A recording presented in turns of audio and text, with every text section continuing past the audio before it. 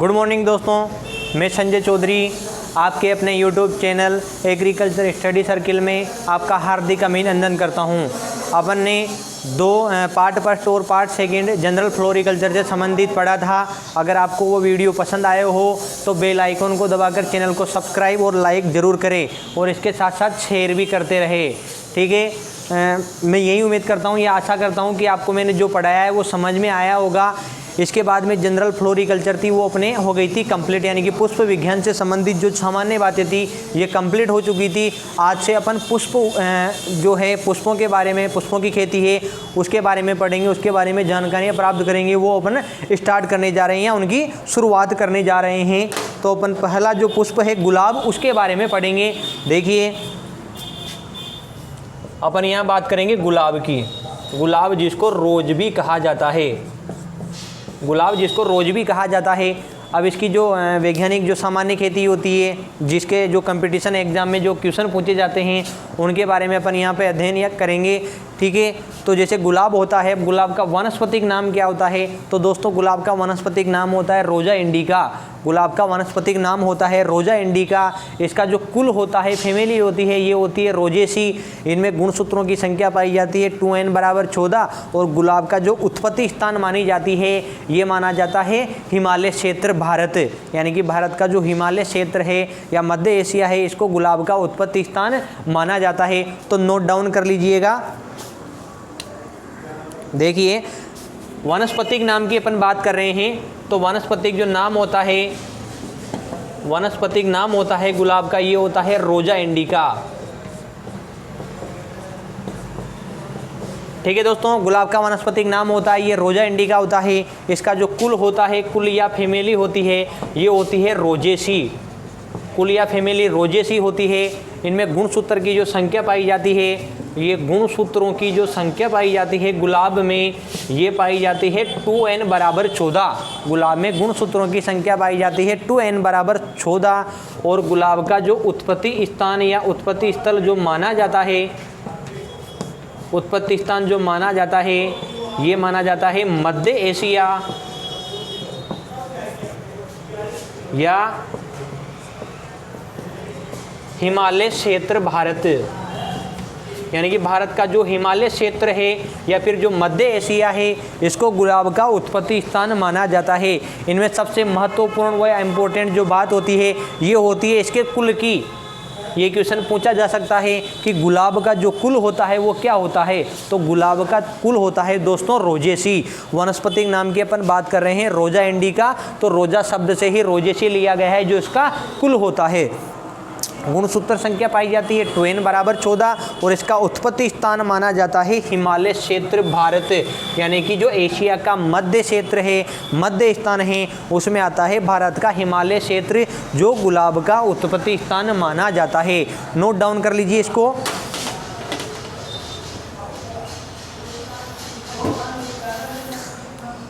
अब आगे सामान्य बात करते हैं, गुलाब से संबंधित तो बात करते हैं। तो जो गुलाब होता है, गुलाब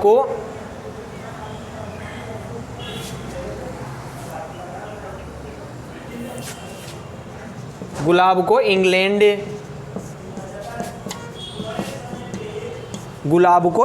व ईरान का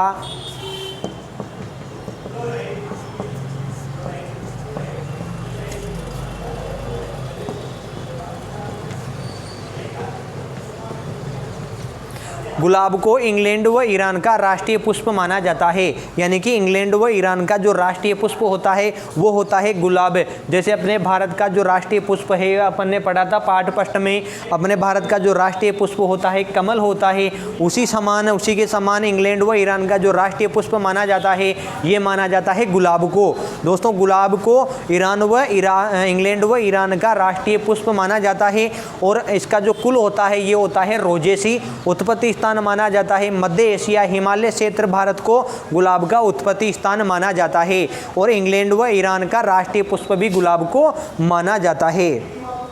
ठीक है, अब बात करते हैं अपन गुलाब का जो फल होता है, यानी कि मध्य की जो कलिका होती है, गुलाब की पंखुड़ियाँ चारों तरफ होती है और उसके मध्य की जो कलिका होती है उसको फल कहा जाता है। तो जो फल होता है उसका प्रकार क्या होता है? तो गुलाब के फल का प्रकार होता है हिप्स। बहुत इंपॉर्टेंट बात है। नोट डाउन कर लीजिए।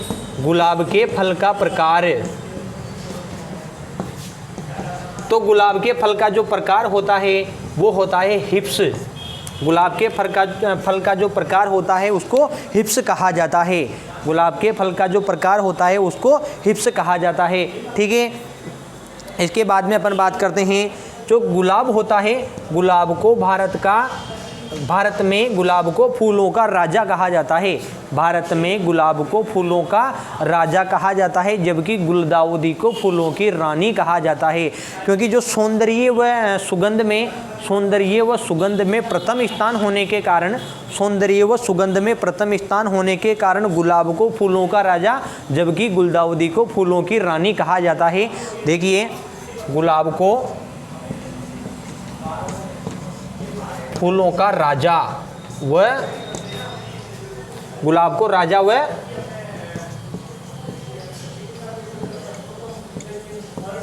गुलदाउदी को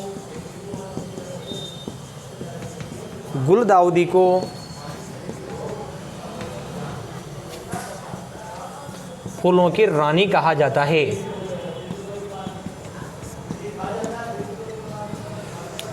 सौंदर्य व सुगंध में प्रथम स्थान होने के कारण गुलाब को फूलों का राजा, जबकि गुलदाउदी को फूलों की रानी कहा जाता है। और गुलाब के जो फल का जो प्रकार होता है, ठीक है, फल का जो प्रकार होता है, इसका जो फल होता है, पुष्प के मध्य की जो कलिका होती है उसको फल कहा जाता है। और इसका जो प्रकार होता है, फल का प्रकार, वो हिप्स कहलाता है। बहुत इंपॉर्टेंट बात है ये। ठीक है, यहीं से भी क्वेश्चन आ सकता है, यानी कि कंपटीशन एग्जाम में जो क्वेश्चन पूछे जाते हैं ना पुष्प विज्ञान से या फूलों में से जो क्वेश्चन आते हैं उसमें से कन्फर्म है 100% जो क्वेश्चन आता है वो आता है गुलाब में से। ये गुलाब की सामान्य जानकारियाँ या इसकी जो किस्में होती है उसके बारे में क्वेश्चन 100% पूछा जाता है कंपटीशन एग्जाम में। यदि पुष्प विज्ञान या फ्लोरिकल्चर से संबंधित यदि क्वेश्चन आता है तो क्वेश्चन बनता है 100% गुलाब में से ही बनता है। ठीक है दोस्तों, जैसे कि गुलाब के फल का प्रकार क्या होता है, हिप्स होता है। मान लो ये भी क्वेश्चन बन सकता है। फूलों का राजा गुलाब को कहा जाता है क्योंकि सौंदर्य व सुगंध में प्रथम स्थान है। ठीक है, गुलदाउदी को फूलों की रानी, और इंग्लैंड व ईरान का राष्ट्रीय पुष्प माना जाता है गुलाब को। नोट डाउन कीजिए।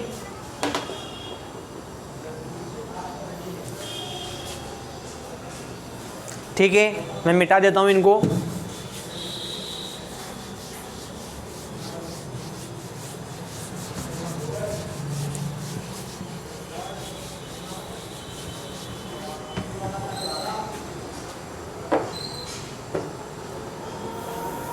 ठीक है दोस्तों, आगे चल के बात करते हैं भारत में विकसित गुलाब की प्रथम किस्म कौन सी है।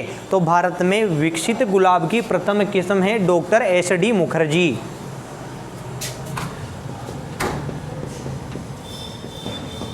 भारत में विकसित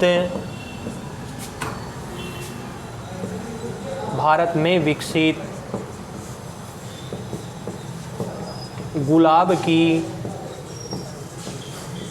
प्रथम किस्म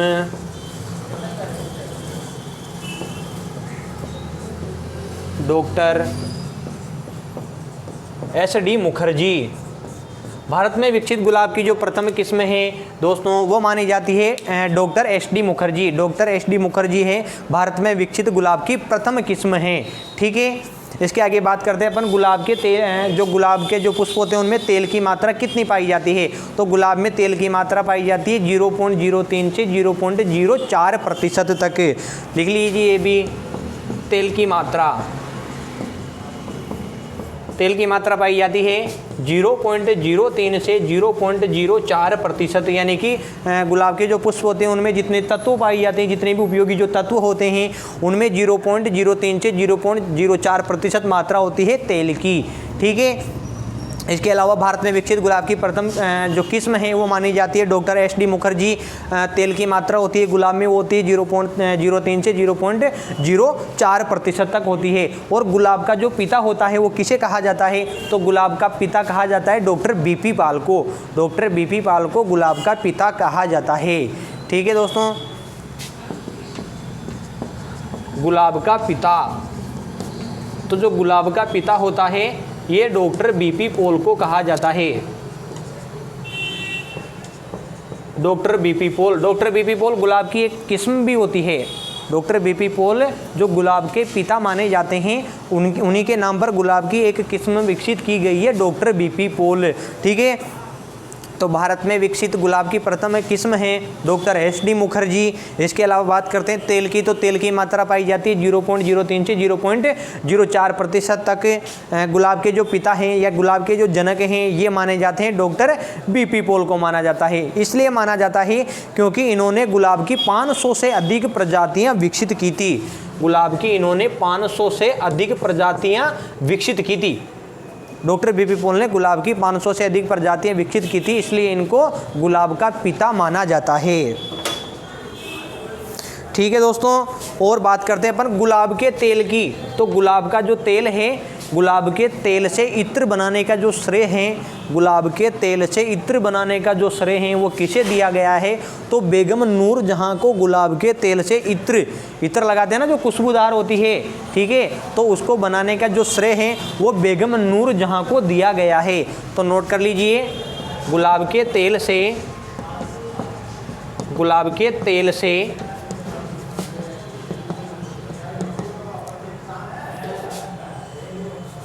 थोड़ा सा मिटा देता हूं मैं। गुलाब के तेल से इत्र बनाने का श्रेय बेगम नूर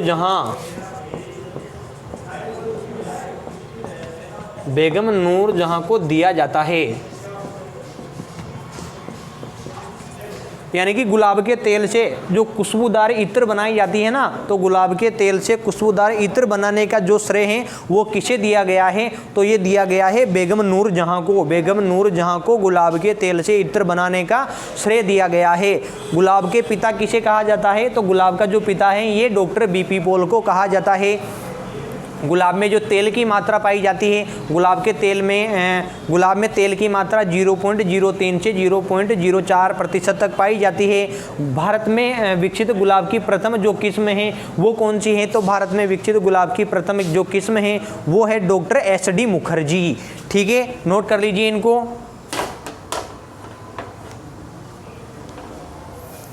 ठीक है, इसके बाद में अपन बात करते हैं गुलाब के बीज को। तो जो गुलाब का जो बीज है उसको एक्नेस कहा जाता है। नोट कीजिए, बीज, गुलाब का जो बीज है, गुलाब का बीज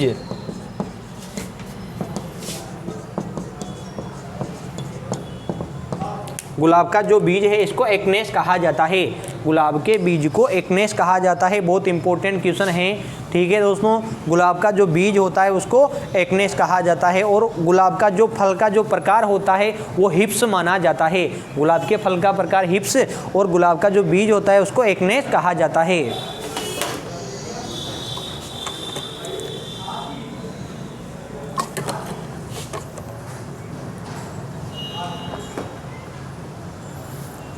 अब बात करते हैं अपन प्रथम संकर गुलाब की।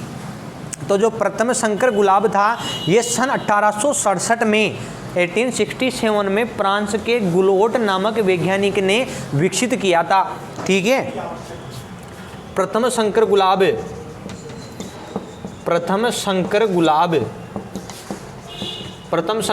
था, ये किसने विकसित किया था? तो प्रथम संकर गुलाब सन 1867 में फ्रांस के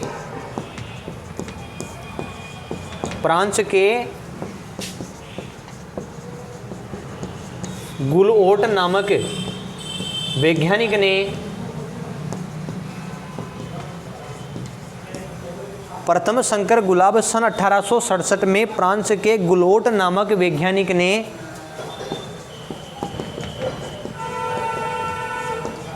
विकसित किया था। जो प्रथम संकर गुलाब था ये किसने विकसित किया था? ये गुलोट नामक वैज्ञानिक ने विकसित किया था। गुलोट नामक जो वैज्ञानिक थे ये कहाँ के रहने वाले थे? गुलोट नामक वैज्ञानिक फ्रांस के रहने वाले थे। और इन्होंने प्रथम संकर गुलाब था वो कब विकसित किया था? इन्होंने प्रथम संकर गुलाब सन 1867 में विकसित किया था। अब दो महत्वपूर्ण किस्में थी जिनके मध्य इन्होंने संकरण या क्रॉस करवा करके प्रथम संकर गुलाब विकसित किया था। तो देखिए कौन कौन सी थी।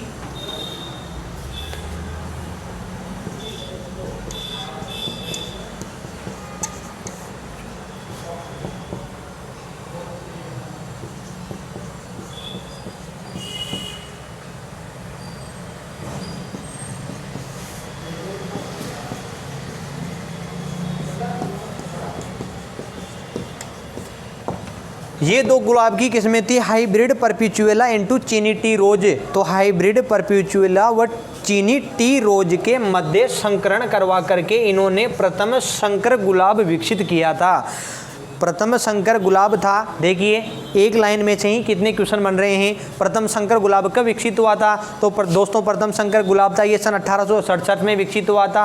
किसने विकसित किया था? गुलोट नामक वैज्ञानिक ने विकसित किया था। गुलोट नामक जो वैज्ञानिक थे कहाँ के रहने वाले थे? ये फ्रांस के रहने वाले थे।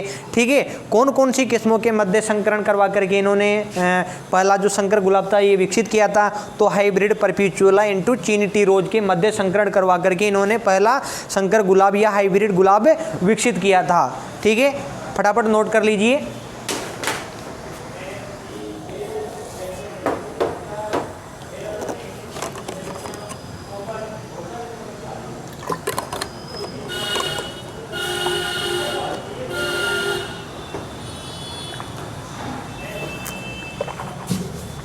मिटा रहा हूं मैं। ठीक है, भारत में विकसित प्रथम किस्म डॉक्टर एच.डी. मुखर्जी। इसके बाद में बात करते हैं गुलाब के पिता। तो गुलाब के पिता किसको कहा जाता है? Doctor BP. पॉल को। जो गुलाब का बीज होता है उसको एकनेस। प्रथम संकर गुलाब था, ये किसने विकसित किया था? गुलोट नामक वैज्ञानिक ने। गुलोट नामक वैज्ञानिक कहाँ के रहने वाले थे? गुलोट नामक वैज्ञानिक थे फ्रांस के रहने वाले थे और इन्होंने सन 1867 में प्रथम संकर गुलाब विकसित किया था। ठीक है दोस्तों, आगे अपन बात करते हैं प्रवर्धन की। तो प्रवर्धन क्या होता है? यानी कि पादपों की संख्या में वृद्धि करने की जो क्रिया होती है ये प्रवर्धन कहलाता है। तो जो गुलाब का जो प्रवर्धन होता है ये किसके द्वारा किया जाता है? तो गुलाब का प्रवर्धन मुख्य रूप से टी कलिका इनके द्वारा किया जाता है। लिख लीजिए प्रवर्धन। प्रवर्धन, गुलाब का जो प्रवर्धन होता है ये टी कलिकाएं। गुलाब का जो प्रवर्धन होता है ये टी कलिकाएं के द्वारा किया जाता है। ठीक है, गुलाब का जो प्रवर्धन होता है ये टी कलिकाएं के द्वारा किया जाता है। और प्रवर्धन के लिए अपन मूलवरंत प्रयोग में लाते हैं। तो यानी कि प्रवर्धन के लिए दो जो पदार्थ होते हैं, जो वस्तुएं होती है वो प्रयोग में लाई जाती है। एक तो मूलवरंत और एक शांकुर शाखा। तो जो शांकुर शाखा होती है उसका जो भाग होता है, शांकुर शाखा का जो भाग होता है जिसमें फल फूल बीज आदि उत्पन्न करने की क्षमता होती है उसको शांकुर शाखा कहा जाता है।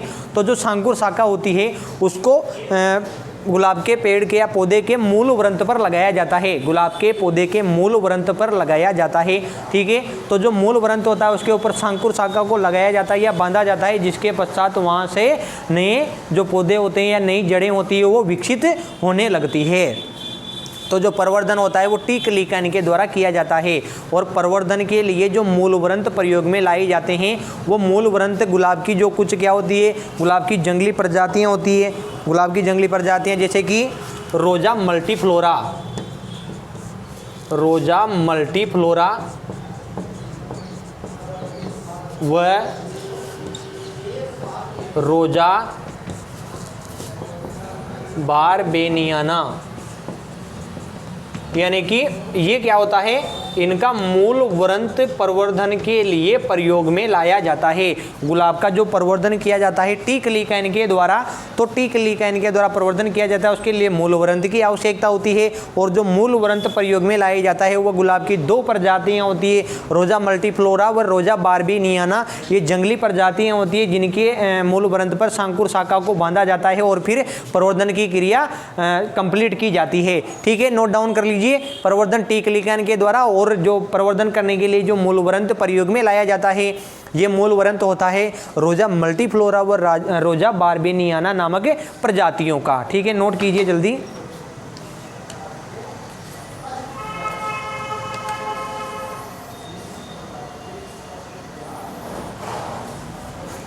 ठीक है, अब बात करते हैं अपन गुलाब के जो पौधे होते हैं, गुलाब के जो पौधे होते हैं वो लगाने का सबसे उपयुक्त समय क्या होता है। तो गुलाब के पौधे लगाने का सबसे उपयुक्त समय होता है अक्टूबर नवंबर के महीने। लिखिए, नोट डाउन कर लीजिए। पौधे लगाने का उपयुक्त समय, तो जो पौधे लगाने का जो उपयुक्त समय होता है ये होता है अक्टूबर और नवंबर के महीने। यानी कि गुलाब के जो पौधे लगाने का उपयुक्त समय होता है वो अक्टूबर नवंबर के महीने में लगाए जाते हैं। अक्टूबर महीने का जो समय होता है वो गुलाब के पौधे लगाने के लिए सर्वोत्तम माना जाता है। ठीक है, आगे बात करते हैं अपन प्रूनिंग की। प्रूनिंग की बात करते हैं तो प्रूनिंग क्या होता है, यानी कि जो अनावश्यक जो शाखाएं होती है, अनावश्यक शाखाओं को काटने की जो क्रिया होती है उसको प्रूनिंग कहा जाता है, जिससे जो पुष्प होते हैं वो क्या होते हैं, स्वस्थ और सुंदर आते हैं और रोग रहित होते हैं। ठीक है, तो जो पौधों के अनावश्यक भाग होते हैं उनको काटने की जो क्रिया होती है उनको प्रूनिंग कहा जाता है, और प्रूनिंग का सबसे उपयुक्त समय माना जाता है सितंबर अक्टूबर के महीने। ठीक है, तो लिखिए प्रूनिंग का सबसे उपयुक्त समय, प्रूनिंग का सबसे उपयुक्त समय माना जाता है सितंबर अक्टूबर। ठीक है दोस्तों, पौधे लगाने का सबसे उपयुक्त समय तो क्या होता है, अक्टूबर नवंबर के महीने, और प्रूनिंग का जो सबसे उपयुक्त समय माना जाता है वो सितंबर अक्टूबर के महीने माना जाता है। बहुत इंपॉर्टेंट बात है ये, यहाँ से भी क्वेश्चन बन सकता है। गुलाब में प्रूनिंग का समय, पहले भी कई कंपटीशन एग्जाम हुए हैं उनमें ये क्वेश्चन पूछा गया है। गुलाब में प्रूनिंग का समय होता है वो कब होता है, तो गुलाब में प्रूनिंग का समय होता है सितंबर अक्टूबर, और पौधे लगाने का उपयुक्त समय होता है ये होता है अक्टूबर नवंबर। ठीक है दोस्तों, अब बात करते हैं अपन जो प्रूनिंग की जो क्रिया होती है, गुलाब में प्रूनिंग की जो क्रिया होती है इसके लगभग कितने दिनों पश्चात पुष्प आने प्रारंभ होते हैं, तो लगभग 2.5 से 3 महीने या फिर 70 से 90 दिन के पश्चात, यानी कि प्रूनिंग के 70 से 90 दिन के पश्चात गुलाब के पुष्प आने लगते हैं। तो देखिए 70 से 90 दिन पश्चात, 70 से 90 दिन पश्चात किसके, 70 से 90 दिन पश्चात किसके, यानी कि जो प्रूनिंग की जो क्रिया की जाती है, गुलाब में प्रूनिंग की जो क्रिया की जाती है, तो प्रूनिंग के पश्चात यानी कि प्रूनिंग का जो समय होता है सितंबर अक्टूबर का जो प्रूनिंग का समय होता है उसके लगभग 70 से 90 दिनों के पश्चात पुष्प आने की क्रिया प्रारंभ होती है। तो जो गुलाब में प्रूनिंग का सबसे उपयुक्त समय माना जाता है सितंबर अक्टूबर का महीना माना जाता है, और प्रूनिंग के लगभग कितने दिनों पश्चात पुष्प की या पुष्पन की क्रिया प्रारंभ होती है, तो लगभग 70 से 90 दिनों बाद पुष्पन की क्रिया गुलाब में प्रारंभ होती है। प्रूनिंग के 70 से 90 दिनों के बाद गुलाब में पुष्पन की क्रिया प्रारंभ होती है। ठीक है, मैं थोड़ा सा मिटा देता हूं।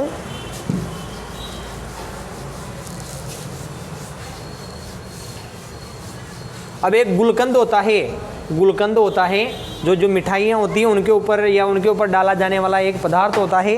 ठीक है, जिसके द्वारा जो मिठाइयाँ होती है वो सुंदर और आकर्षक दिखाई देती है, उसको कहा जाता है गुलकंद। उसको क्या कहा जाता है, उसको गुलकंद कहा जाता है।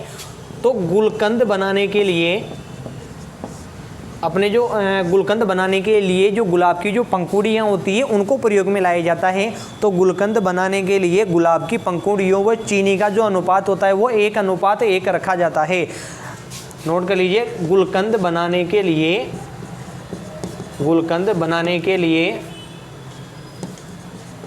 चीनी व गुलाब की पंखुड़ियों का अनुपात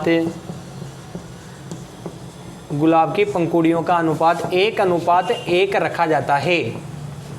1:1 रखा जाता है, यानी कि बराबर मात्रा में चीनी और बराबर मात्रा में ही गुलाब की पंखुड़ियों को आपस में मिला करके परिरक्षित करके बनाया जाने वाला जो पदार्थ होता है वो होता है गुलकंद। पिछले 8-10 साल के जो जेट के अपने जो जेट ICAR BHU के जो पेपर हैं उनमें पूछा गया है ये क्वेश्चन, गुलकंद बनाने के लिए गुलाब की पंखुड़ियों व चीनी का अनुपात कितना रखा जाता है। तो गुलकंद बनाने के लिए गुलाब की पंखुड़ियों व चीनी का जो अनुपात रखा जाता है वो रखा जाता है 1:1। ठीक है, अब बात करते हैं अपन रोजरी, गुलाब के बाग लगाने की जो विधि होती है उसको रोजरी कहा जाता है। तो देखिए गुलाब के बाग लगाने की विधि, तो जो दोस्तों गुलाब के बाग लगाने की जो विधि होती है उसको रोजरी कहा जाता है। गुलाब के बाग लगाने की जो विधि होती है उसको रोजरी कहा जाता है।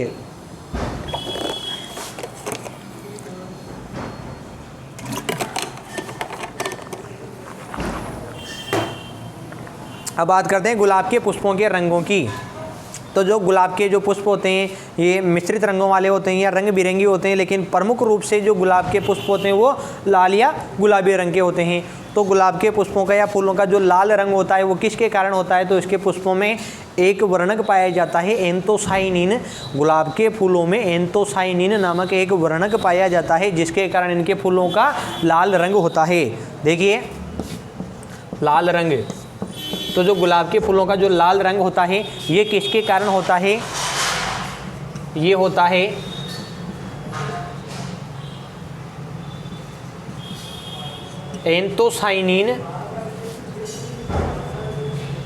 एंथोसाइनिन नामक वर्णक के द्वारा गुलाब के फूलों का लाल रंग होता है। ठीक है दोस्तों, आगे बात करते हैं अपन गुलाब के प्रथम भारतीय प्रजनक। तो गुलाब के प्रथम भारतीय प्रजनक थे डॉक्टर बीके रॉय चौधरी। लिखिए गुलाब के प्रथम भारतीय प्रजनक, तो गुलाब के प्रथम भारतीय प्रजनक या प्रथम भारतीय जो ब्रीडर थे वो हैं doctor B K Roy Chaudhary. Doctor B K Roy Chaudhary, doctor B K Roy Chaudhary हैं, उनको गुलाब के प्रथम भारतीय प्रजनक या प्रथम भारतीय ब्रीडर माना जाता है।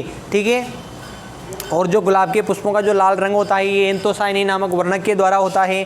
बाग लगाने की जो विधि होती है उसको रोजरी कहा जाता है। गुलकंद बनाने के लिए चीनी व गुलाब की पंखुड़ियों का जो अनुपात रखा जाता है वो 1:1 रखा जाता है। प्रवर्धन टी क्लिकन के द्वारा किया जाता है। और जो जंगली प्रजातियों का मूलवृंत प्रयोग में लाते हैं वो है रोजा मल्टीफ्लोरा और रोजा बार्बेनियाना नामक जो प्रजातियाँ होती हैं उनका मूलवृंत प्रयोग में लाया जाता है प्रवर्धन की क्रिया के लिए। अब बात करते हैं अपन तापमान की। तो गुलाब के जो पुष्प होते हैं या गुलाब के जो पौधे होते हैं उनके अच्छी वृद्धि व विकास के लिए लगभग कितने डिग्री सेंटीग्रेड तापमान की आवश्यकता होती है, तो अच्छे वृद्धि और विकास के लिए या पुष्पन की क्रिया के लिए लगभग जो 25 डिग्री सेंटीग्रेड तापमान उपयुक्त माना जाता है। गुलाब के लिए जो उपयुक्त तापमान होता है वो होता है 25 डिग्री सेंटीग्रेड। 25 डिग्री सेंटीग्रेड तापमान गुलाब में पुष्पन और अच्छी वृद्धि व विकास के लिए उपयुक्त माना जाता है। नोट डाउन कर लीजिए फटाफट।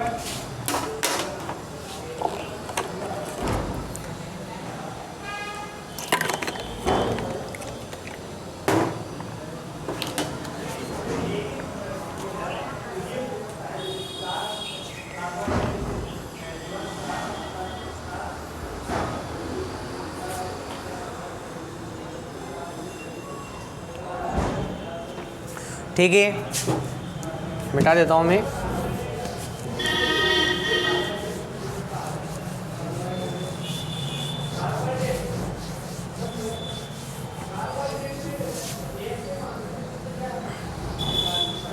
अब जो प्रवर्धन के लिए कलम भी लगाते हैं तो कलम प्रयोग में लेते हैं ना, गुलाब के प्रवर्धन के लिए जो कलम प्रयोग में लेते हैं वो होती है लगभग 22.5 सेंटीमीटर, यानी कि 22.5 सेंटीमीटर लंबी क्या होती है, कलम होती है।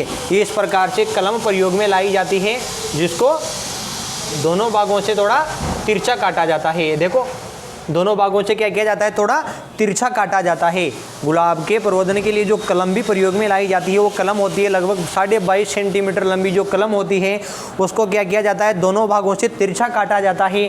और तिरछा काटने के पश्चात इनमें जल्दी जड़ें विकसित करने के लिए एक रासायनिक पदार्थ या रासायनिक हार्मोन होता है, वो होता है IBA। ये क्या होता है, एक IBA जिसको इंडोल ब्यूटायरिक एसिड के नाम से जाना जाता है।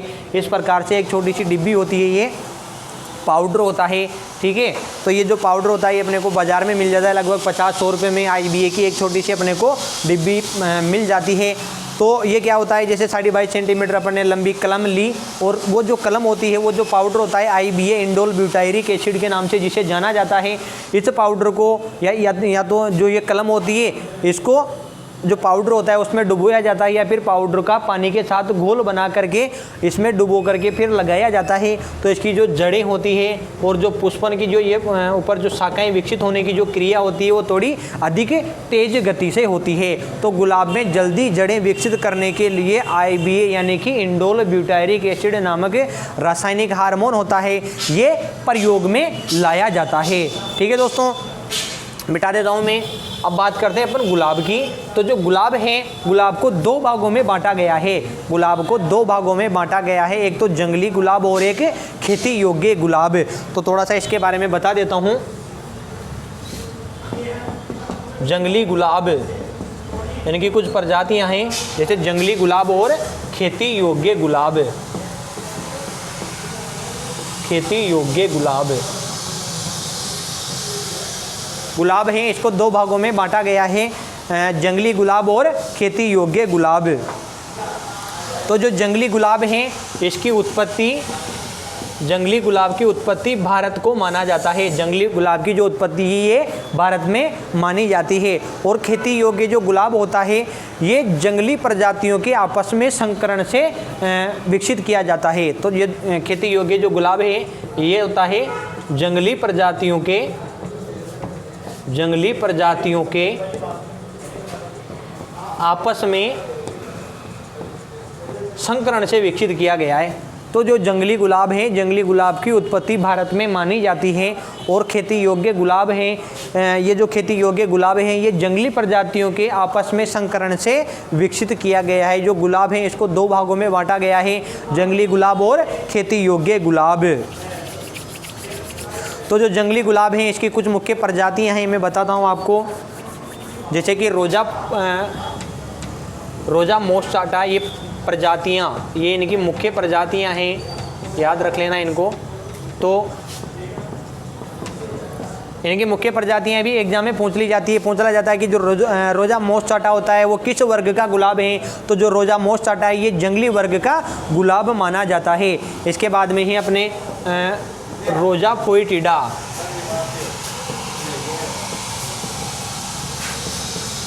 रोजा फोइटिडा ये भी क्या होता है, रोजा मोस्टाटा, रोजा फोइटिडा ये क्या होता है, जंगली गुलाब होता है जिसकी उत्पत्ति अपने भारत में मानी जाती है। इसके अलावा है रोजा माइक्रोफिला,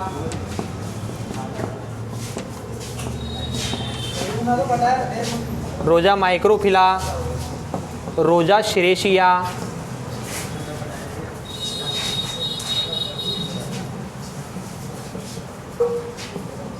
रोजा श्रेशिया ये क्या होती है, जंगली वर्ग के गुलाब हैं। इसकी प्रमुख प्रजातियां होती हैं जैसे रोजा मोस्टाटा, रोजा फोइटिडा, रोजा माइक्रोफिला, रोजा श्रेशिया। ये जंगली वर्ग के जो गुलाब होती है उसकी मुख्य प्रजातियां होती है। आगे बात करते हैं अपन खेती योग्य गुलाब की।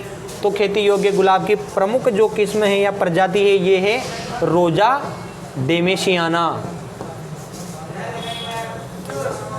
रोजा डेमेशियाना जिसको चेती गुलाब के नाम से भी जाना जाता है, बहुत इंपॉर्टेंट प्रजाति है। रोजा जंगली प्रजाति है या जंगली योग्य खेती योग्य जो गुलाब है, खेती योग्य जो गुलाब है उसकी प्रमुख प्रजाति मानी जाती है रोजा डेमेशियाना, जिसको चेती गुलाब के नाम से भी जाना जाता है।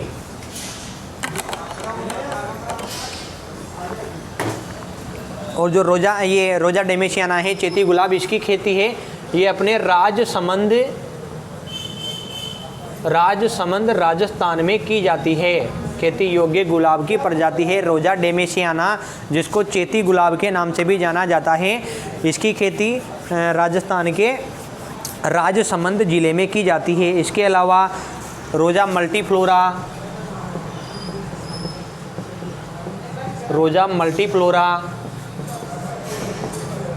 रोजा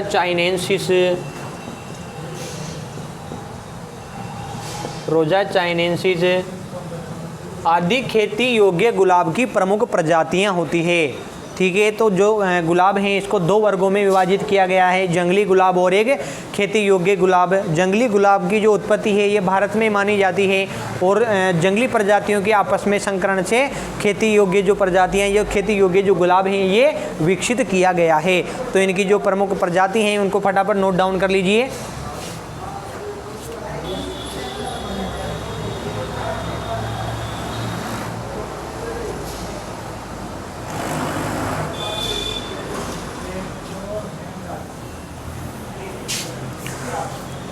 मिटा देता हूँ मैं इनको।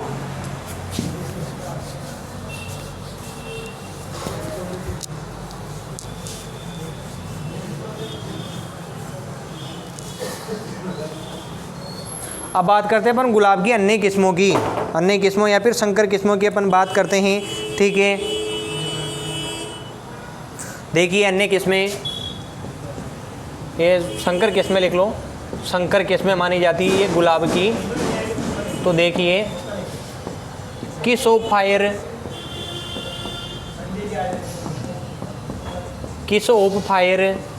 दूसरी देखिए केयरलेस लव, ये गुलाब की प्रमुख प्रजातियां हैं। Careless love. सबसे प्रमुख जो प्रजाति मानी जाती है वो होती है सुचित्रा। गुलाब की सबसे प्रमुख जो प्रजाति मानी जाती है, गुलाब की प्रजातियों में से लगभग क्वेश्चन पूछा ही जाता है, और सबसे प्रमुख जो प्रजाति है वो मानी जाती है सुचित्रा, जो गुलाब की कांटे रहित किस्म होती है। जो गुलाब की क्या होती है? कांटे रहित किस्म होती है। गुलाब की कांटे रहित जो किस्म होती है वो सुचित्रा मानी जाती है। ठीक है दोस्तों, इस किस्म को थोड़ा अच्छे ढंग से याद कर लेना। सुचित्रा गुलाब की क्या होती है? कांटे रहित किस्म होती है। इसके अलावा superstar, first prize, Banjaran, Bheem आदि गुलाब की क्या होती है? संकर किस्में होती है। इसके अलावा एक बहुत इंपॉर्टेंट एक किस्म और है, वो है फर्स्ट रेड। गुलाब की एक बहुत इंपॉर्टेंट किस्म है फर्स्ट रेड। इसकी क्या विशेषता होती है? जो ग्रीन हाउस होता है ना, ग्रीन हाउस में लगाने के लिए सबसे उपयुक्त जो गुलाब की जो किस्म होती है ये होती है फर्स्ट रेड। ग्रीन हाउस होता है जिसमें बेमौसमी सब्जियां उगाई जाती हैं, पुष्प उगाए जाते हैं। ठीक है, तो जो फर्स्ट रेड होता है ये होती है ग्रीन हाउस के लिए उपयुक्त। ग्रीन हाउस के लिए फर्स्ट रेड जो किस्म होती है ये उपयुक्त मानी जाती है। और सुचित्रा है, ये क्या होती है? गुलाब की कांटे रहित किस्म होती है। इसके अलावा अन्य जो किस्में हैं ये देखिए, ये है देखिए हॉलीवुड, नाम सुना है ना, हॉलीवुड, बॉलीवुड, जॉलीवुड। तो ये जो हॉलीवुड ये भी किसकी किस्म होती है? गुलाब की किस्म होती है। क्रिस, बहुत अच्छी किस्म है गुलाब की, क्रिस।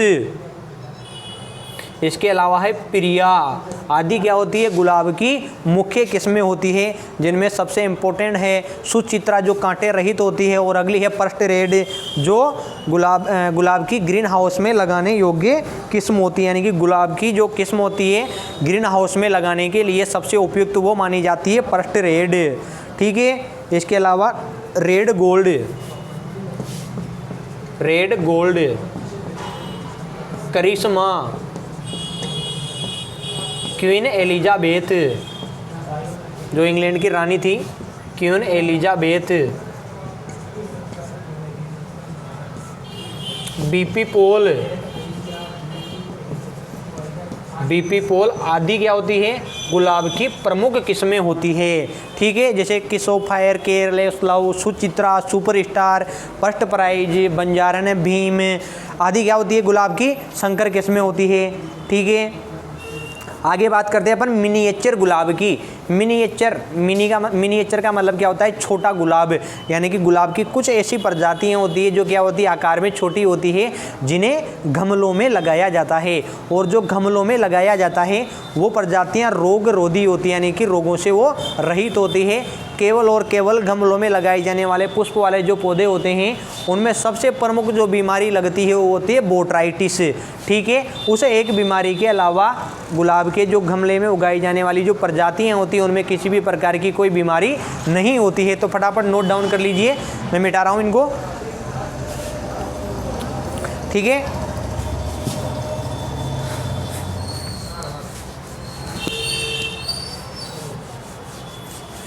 आगे बात करते हैं अपन मिनिएचर गुलाब की। मिनिएचर गुलाब, मिनिएचर गुलाब जिसको लघु यानी छोटा या फिर बेबी छोटा बच्चा रहता है जिसको कहते हैं ना बेबी, लघु या बेबी गुलाब के नाम से भी जाना जाता है। मिनिएचर गुलाब होता है उसको लघु या बेबी गुलाब के नाम से भी जाना जाता है। इसकी प्रमुख किस्में है, देखिए लॉलीपॉप जो खाते हैं ना छोटे बच्चे, लॉलीपॉप मुंह में चूसते रहते हैं वो वाली लॉलीपॉप। जैसे आगे डार्क ब्यूटी,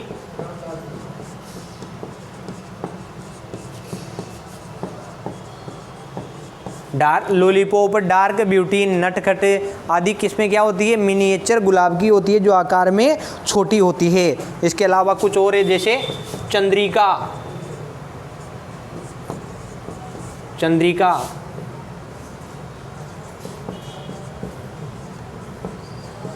पार्टी गर्ल, पप्पी लव आदि मिनिएचर गुलाब की किस्में होती है जिन्हें लघु या बेबी गुलाब के नाम से भी जाना जाता है और जो क्या होती है, गमलों में लगाने के लिए उपयुक्त होती है।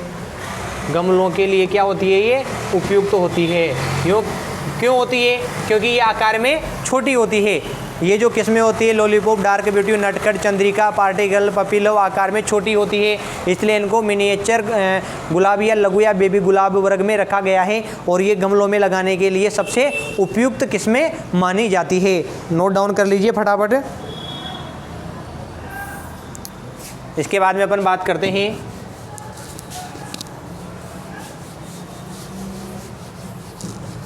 गुलाब से संबंधित जो प्रमुख क्रियाएं हैं, यानी कि गुलाब के पौधों में कौन कौन सी प्रमुख रूप से क्रियाएं की जाती हैं वो देखिए।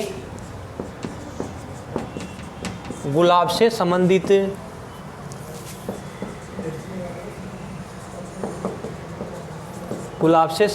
क्रियाएं, गुलाब से संबंधित जो क्रियाएं हैं उनकी अपन बात करते हैं तो गुलाब से संबंधित सबसे प्रमुख क्रिया है वो है डिसबडिंग, जिसको निष्कलिकायन कहा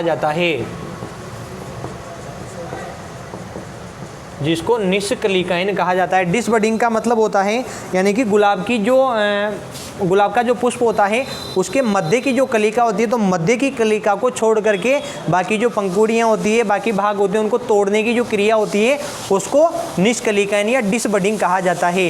इससे क्या होता है, गुलाब के स्वस्थ, सुंदर व आकर्षक पुष्प प्राप्त होते हैं। ठीक है, आगे जो बात करते हैं अपन वो है पिंचिंग। आगे जो गुलाब के पुष्प में जो क्रिया की जाती है वो की जाती है पिंचिंग की क्रिया। इसमें क्या किया जाता है, गुलाब की जो अनावश्यक जो शाखाएं होती है, पुष्प के आसपास लगी हुई जो शाखाएं होती हैं उनको तोड़ दिया जाता है।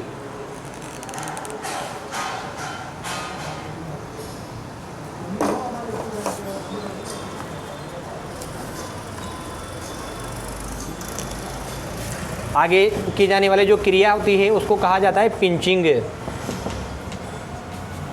ये भी एक सबसे प्रमुख क्रिया होती है गुलाब की। अगली क्रिया है विंटरिंग।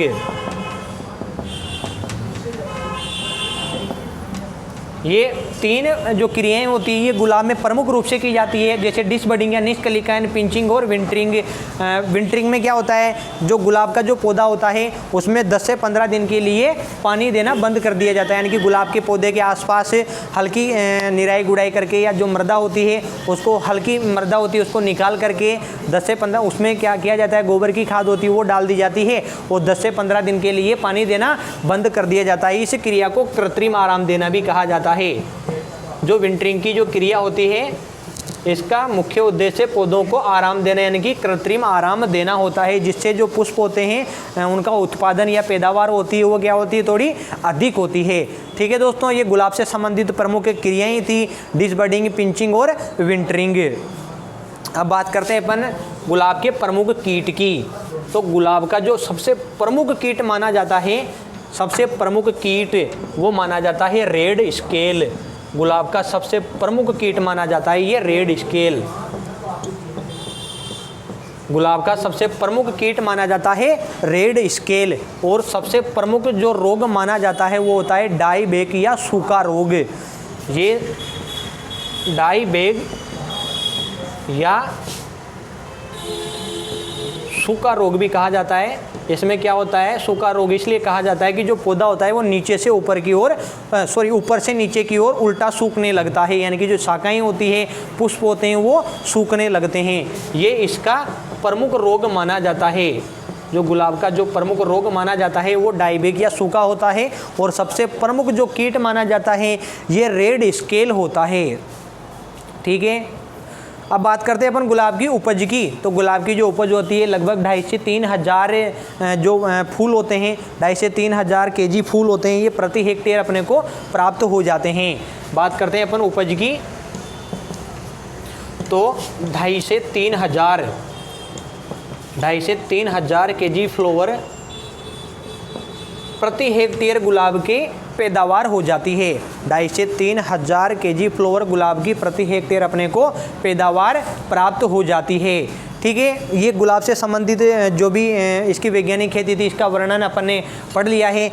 इसके अलावा वर्णन तो बहुत बड़ा है, लेकिन जो अपने को मेन जो चीज़ें हैं अपने जो एग्ज़ाम में पूछी जाने लायक जो चीज़ें होती हैं उन्हीं के बारे में अपने को पढ़ना है यहाँ पे। ठीक है, तो जो चीज़ें हैं ये हो गई है कंप्लीट। ठीक है दोस्तों, यदि वीडियो पसंद आया हो, आज मैंने जो पढ़ाया आपको अच्छा लगा हो, तो आप बेल आइकन को दबाकर चैनल को सब्सक्राइब और शेयर ज़रूर करें। ओके, धन्यवाद दोस्तों।